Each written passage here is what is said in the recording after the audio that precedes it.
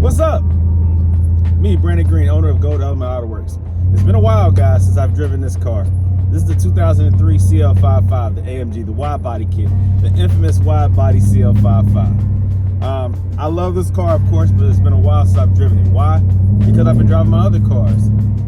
We are in the fall season here in Ohio, and it's cold as crap. It's a lot of rain. We haven't really had snow. A few flurries, but nothing of worth mentioning or accumulation or anything like that. But it's just been cold. It's been cold and wet and ugly. And so, of course, I wouldn't drive this during such weather conditions. And I've been driving my G55. That's the G-Wagon, the compressor G-Wagon. That's important to note. It has the same motor that's in this joint. Also, I've been driving my GL550. That's my SUV. It's a 2010 also, and I drive that a lot because it's convenient. I love that SUV. I love the GLs. Of course, they have newer GLs out now with the twin turbos, the 6s and the 8s, the V8s, and I prefer, well, right now I prefer the previous model because it is very reliable. The motor is very reliable. The twin turbos scare me. I do have, my wife has the 2014 S550 with the twin turbo V8, and that has some recent issues with oil leaks in the front of the engine, and it was real expensive to repair. I could repair it myself, I didn't want to. That motor is powerful.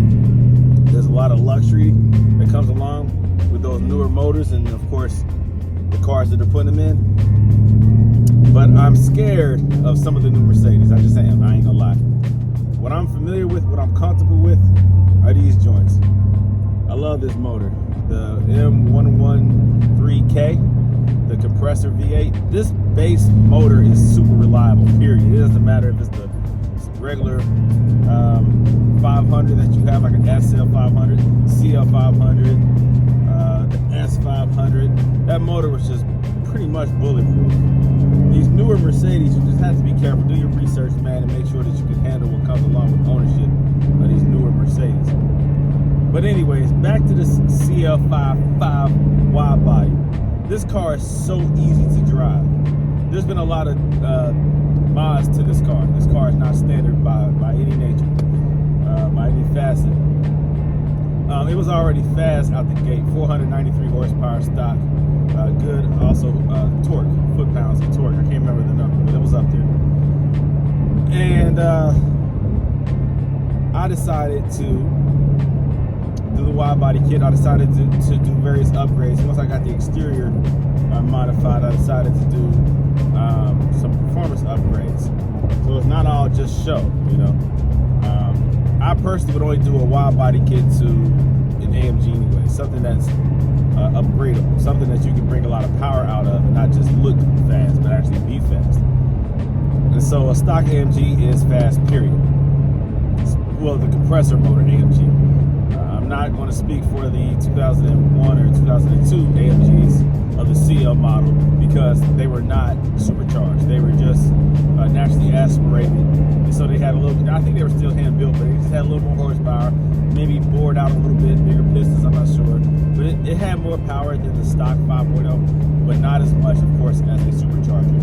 Not as upgradable. There's not many things you can do with a naturally aspirated motor without a turbo or a supercharger to really bring out some crazy, serious power. But with this one, shoot, forget about it. You can do a whole lot. So it has a supercharger. So anyone who knows a supercharger, it's activated or implemented by use of a pulley system. So you have a supercharger which sits on top of the motor, but you also have a pulley system, a supercharger pulley, belt-driven pulley, and what it does is it causes or creates more compression and allows your motor to create more horsepower through the processes, whatever. You can Google that if you want to understand that in more detail. But what you are able to do is decrease the size of the pulley, which creates more revolutions or more spins or turns, which creates in effect more power, right? It's just like a 10-speed or a 5-speed, whatever, a bicycle. When you decrease the size of the, I don't know, it's not the spoke, but the gear, right? You change the gear ratio. When you activate the lever on the handle, a smaller gear connected to the pedal, I forgot what that's called, but when it's smaller, you have to pedal more to reach the same amount of distance. So what that creates is more revolutions or more turns per travel, like distance. So the same thing happens when you have a belt system, smaller pulley, smaller than original design. It has to rotate more per rotation of the belt. Right, because it's a smaller pulley now. If it was a larger pulley, it would be less rotations per rotation of the belt. Just like on a 10-speed or a bike.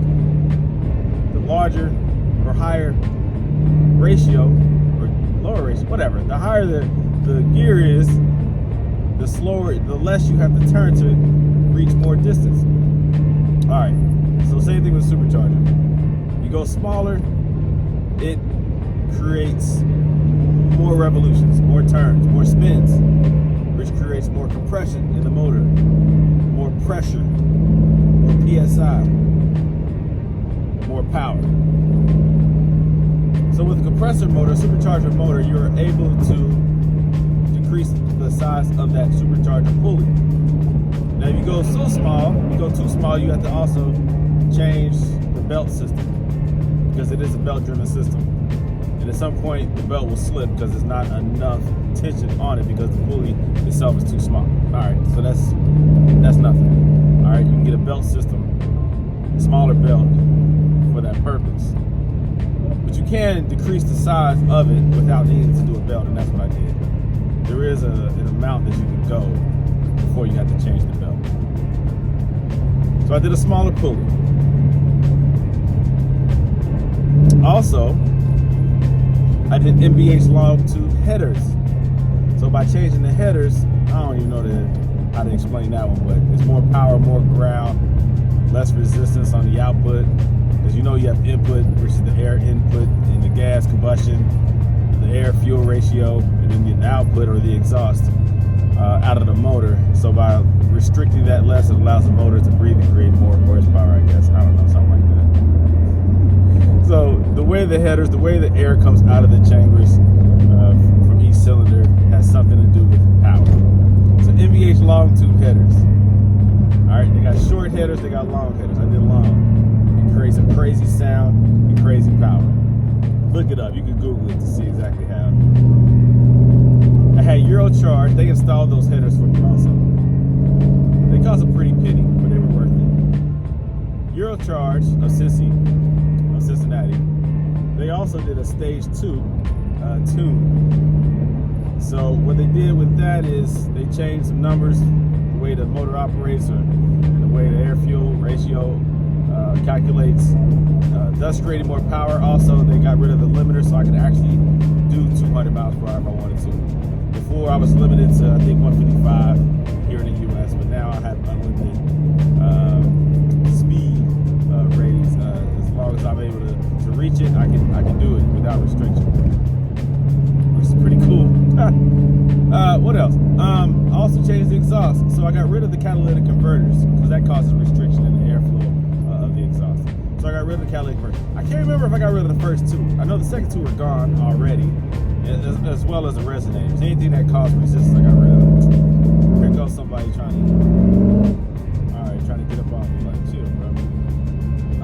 I hate Nissans when it comes to people trying to drive fast. Like, look at this Nissan. Yeah, you can't see it. It's a Maxima, man. Back in the day, in the 80s, Maximas was all that. Maybe in the early 90s, but they fell off. They're cool cars for those who love Nissans, but they can't stand up to no real power anyways. Also, when it comes to Japanese cars, Nissan's the worst. Go Toyota. Let me see, what else? And then why they be thinking if they got an Altima that looks fast is fast? I don't know why they do that. I don't know. Everybody be thinking Nissans is cool. And then you got the Infinity version, they really be thinking they fast. Whatever. You can't do some things to Infinities, but eventually that motor gonna go anyways. No, probably the transmission. Transmission gonna go before the motor. Anyways. So, but if that's what you got, enjoy it, whatever. No disrespect. What else? NVH long tube headers, smaller pulley, stage 2, Eurocharge tune, different exhaust. I have boiler mufflers on the end, right? The boiler mufflers creates a different sound than the AMG mufflers, so I love that.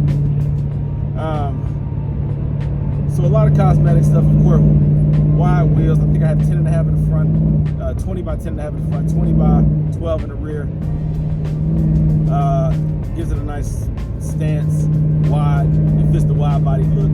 Unique wheels. These wheels you can't buy anymore, not here in the US. They sell them over there in Europe, but this size they don't even have available in Europe anymore. You have to go 21s if you want a 12-inch wide wheel. I do have another set of rear 20 by 12. These are NB design, fine metals, KV-1s. Very hard to find. You can't find them here in the US. I have some on eBay, but you can't find these in the US. Nobody's selling them, just for the record. Let's see.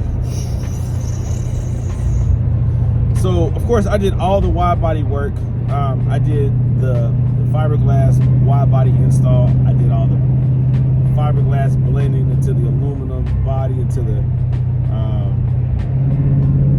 fiberglass composite. Let me see the trunk. Let me see. It has fiberglass front. It has the front.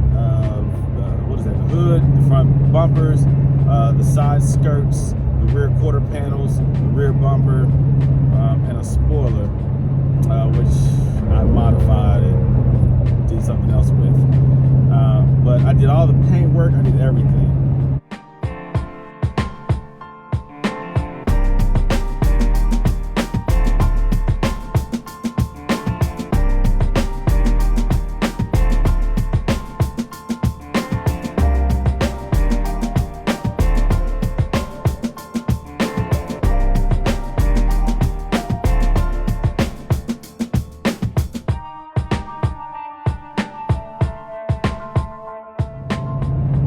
Eurocharge installed the NVH long tube headers. They did the stage 2 tune. Shoot, I don't even know. What else? It's funny, yeah, that supercharger, the smaller pulley, got installed. I actually just installed another standard OEM one because the pulley went out, the bearing did, and I just installed that. And then they wound up pulling that off and putting a smaller one on. Should have asked for that one back. I think I did. I think they forgot to give it to me on purpose. Whatever. It's all good. So all in all, I probably have about an additional, in just parts, not labor, besides what I paid Eurocharge to do what they had to do. I think I charged, they charged about, also for the headers and the work, probably about $5,500, $5,700, something like that. The kit itself costs about, I don't know, $5,000, maybe $6,000, I can't remember. The prices have changed a little bit. It costs more to ship it now, but I paid a pretty penny, anywhere between $5,000 to $6,000 for the body kit. Of course, all the supplies and everything that it took to put it together. I mean, all in all, the wheels and tires. I mean, just the audio upgrades. I upgrade all the audio. It has double din, a real top of the line Alpine DVD player in that joint. Subwoofers in the back, top-notch quality, expensive stuff. I did all the work myself, all the audio equipment. I did all that myself. I don't know. I probably got another $15,000, I guess, in it, and just parts and just stuff beyond their initial purchase price. Yeah, so that's $25,000, $25,000 to $30,000. Because I bought this from over here in Kentucky for a nice amount cash. So I probably got about $30,000 in just car parts in it, labor, what I paid somebody else to do what they had to do. But if I had to charge, like I've had some people ask me, would I do the wide body kit for them? And I'm like, the price would be ridiculous. months to do mine because I had some issues. The car, I depended on somebody else to do the final paint work, and the car sat for 2 months and it never got touched. So I had to do everything. I had to repair what got damaged with it sitting outside like it was. It was a mess. It was a mess. I had to fix what was damaged due to neglect, put it like that. So it took me about 8 months to do, 6 to 8 months to do. So let's just say if I did this all over again, see, I'm busier now than I used to be. At that time, I had a lot of free time. Now running this Go to Autoworks business, I'm very busy. And of course, I'm a firefighter too. And I have a family to raise and I have other obligations. So I couldn't charge, I couldn't do it. I mean, I would charge so much. The prices that I was told to just do the final prep and paint on a wide body fiberglass kit was ridiculous. I mean, they told me anywhere between $4,000 and $10,000 to do the work. So we're talking about installing it. See, the fiberglass body kit doesn't just snap on. When it comes from Poland, it's so damaged because the fiberglass process, it creates air holes, pockets, and bubbles that rise to the surface if you leave it in the sun, which you have to do as part of prep. Leaving it in the sun, in the hot environment, and allowing the fiberglass to cure, and that air that is trapped inside the fiberglass molding process has to escape. That creates pinholes that just pop up out of nowhere. It creates hairline cracks. It takes months just to repair that.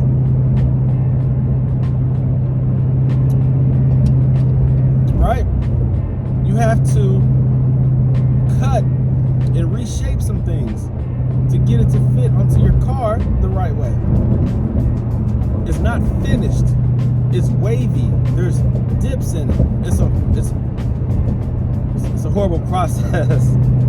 A long, lengthy process. A lot of fiberglass body filler is required. A lot of tedious and meticulous work. You have to know what you're doing. Most body men and women are not familiar with the fiberglass processes. So just because you know how to do regular body work on metal does not mean you know how to do body work on fiberglass. It's a whole different animal, a whole different level of patience. Most shops won't touch it. Find somebody besides me who has this wide body kit and ask them what all they had to do to get it done and how long it took. For some people it took over a year. And these are professional shops. Because of course they have other work to do. But this work requires so much time. The wide body kit ain't no joke. It's not for the average person. It's not for the average mechanic or body man. So there's a lot of work required to get that body kit together. You gotta test fit it, you gotta cut it, trim it, refinish it, and then refinish it, and then refinish it. It's a lot of work. It's a lot of work. If you wanna see some of the stuff I went through, I have video of that, video content and pictures. So you can go to my YouTube, which you're watching now, and you can see that. You can go on there and you can see my videos. I'll make sure I attach them or attach a link to this video.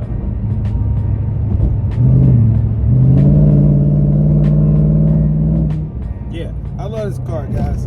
I love it, love it, love it, love it, love it, love it. I have a whole lot of blood, sweat, and tears. A lot of bruises, a lot of cuts. Man, I cried. When I first got this car, I had it for 30 days. And I was doing a burnout, which I had never done before, or never had this kind of power in a car. And I held onto the accelerator. I didn't let it go. I didn't break out of it. And what happened? I broke my car. So I slammed into something. I lost control, tried to regain control, went this way, that way. I was about to hit somebody. Then I went... Ridiculous. Yeah, almost. Don't do what I did. Be careful when you guys are enjoying your car, you're doing burnouts and tricks and this, that, and the other. Make sure there's no pedestrians around. Yeah. I almost was blood guilty. Involuntary manslaughter, vehicular homicide. I'm telling you guys, be careful. I've learned a lot of tough lessons in life. I'm not encouraging or condoning foolishness. Be careful out here with these powerful cars. So to me, this was the most powerful car at the time that I had ever driven, with the 493 horsepower, and I decided to do a burnout, an uncontrolled burnout, and I wound up hitting a parked car.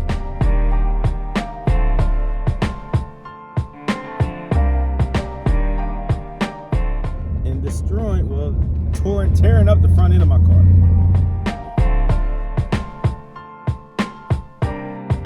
And so that's what led me to do the rebuild in the wide body kit.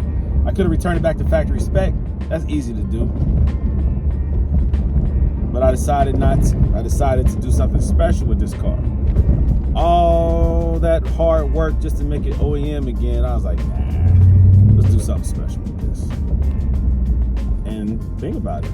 Because of this wide body kit, I've gained popularity. My channel's doing all right. And when it comes to the Mercedes world, I'm known based off of this wide body kit. Other things too, but this has played a major role in the development of Gold Element Autoworks. It really has. And the respect that I've gained. I mean, this right here was some serious work, not to be taken lightly. So I'm appreciative, first off, that nobody got hurt. Secondly, that I had the capabilities of repairing my own car. And oh yeah, it didn't even go on my insurance because, well, that's a long story behind that too. But yeah, I still have a clean title on this joint, no rebuild title, so that's pretty dope. Hey, don't worry about it. I ain't trying to scam nobody because I'm never selling it.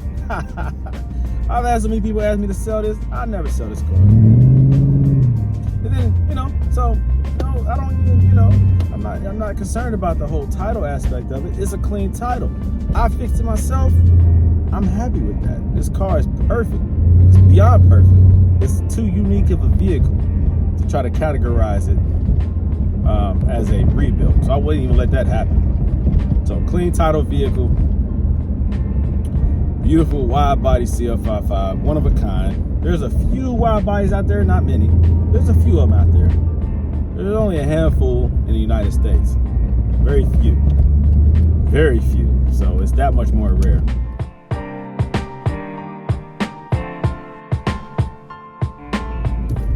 And I love this car. Oh yeah. I also changed out the suspension. Yeah, I took out that ABC, active body control, and I put in Yellow Speed Racing adjustable coilovers. That also has led to the development of my business because I have so much experience with coilover conversions. Yeah, I could have kept ABC in there in this car. The reason why I didn't, and I'm gonna tell you why I didn't initially, is because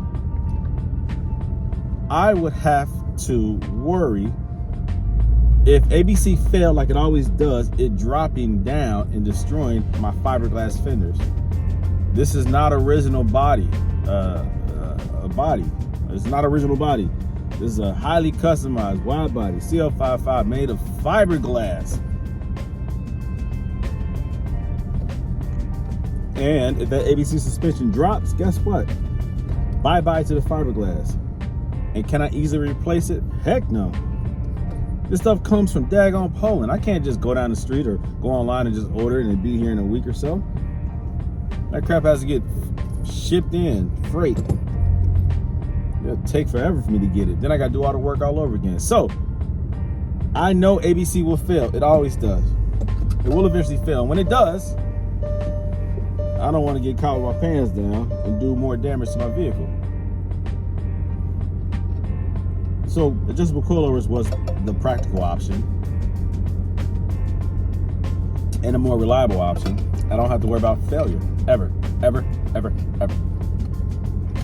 32 dampening settings allows me to adjust the suspension when it comes to firmness or how soft I want it to be with the turn of the dial.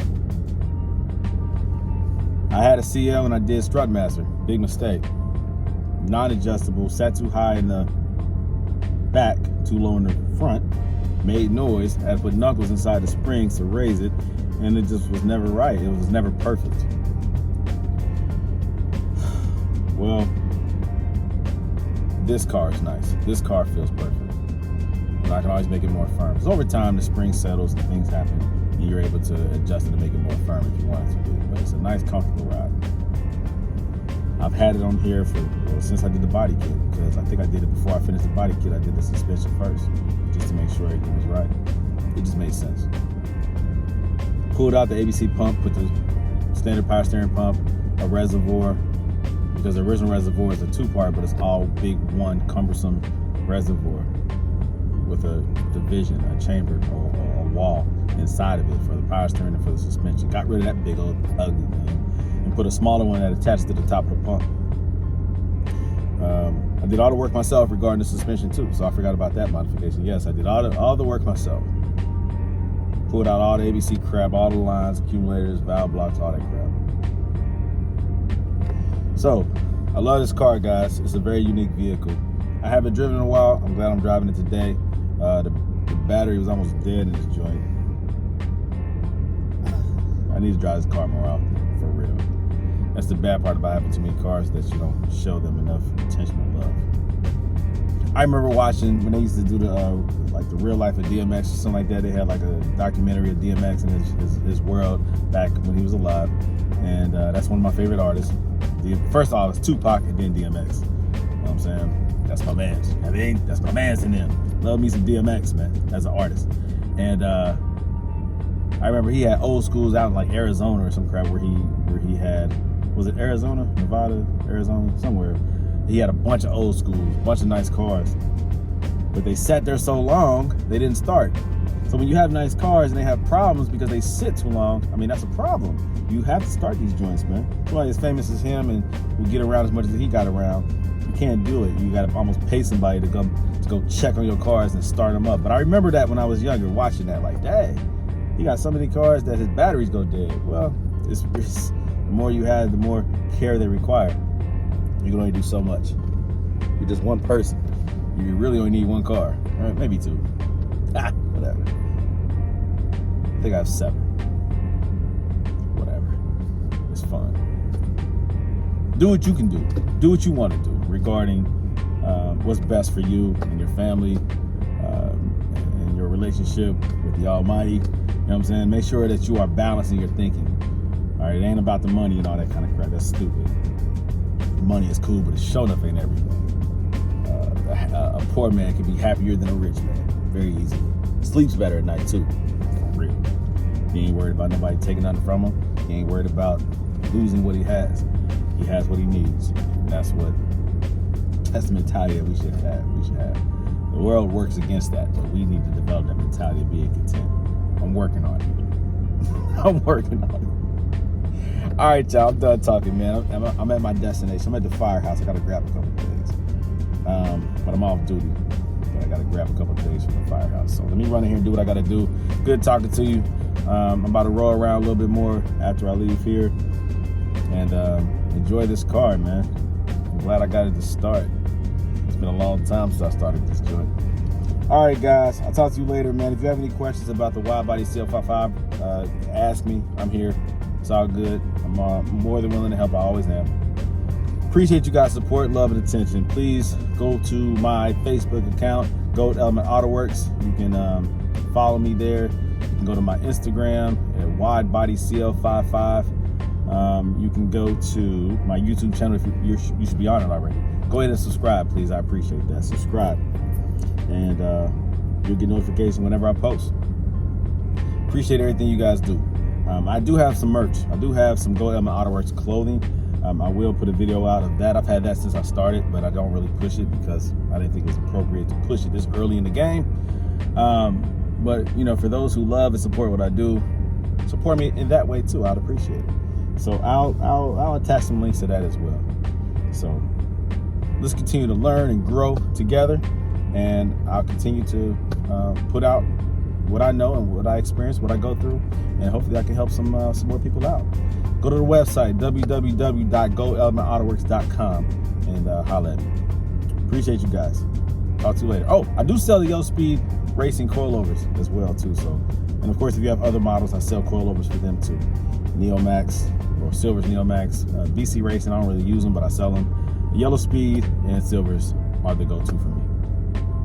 I have other things that you can buy on the website as well, other parts, and I'm always adding to my inventory. So guys, keep on checking me out, keep supporting me. I appreciate it. Talk to you guys later. I'm tongue-tied. I've been talking too much. Peace out.